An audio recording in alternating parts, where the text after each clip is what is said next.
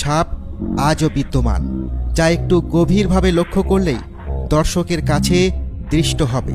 গৃহের চতুর্দিকের দেওয়াল নির্মাণে এই পাথরটি ঘুরিয়ে ঘুরিয়ে ব্যবহার করতেন।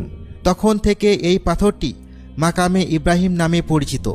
অবশেষে গৃহের সম্মুখে এসে নির্মাণ কাজ সমাপ্ত করলেন। বিশিষ্ট ইতিহাসবিদ মুহাম্মদ ইবনে ইসহাক বর্ণনা করেছেন যে হজরত ইব্রাহিম আলাইহিসসালাম যখন কাবা গৃহের নির্মাণ কাজ সমাপ্ত করলেন, তখন জিব্রাইল আলাইহিসসালাম এসে তাকে বললেন, এবার এর চতুর্পার্শ্বে 7 চক্কর তাওয়াফ করে নিন।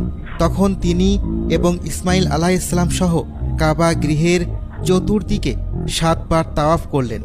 প্রত্যেক তাওয়াফে 4টি কোণার প্রত্যেকটি একবার করে স্পর্শ করতেন।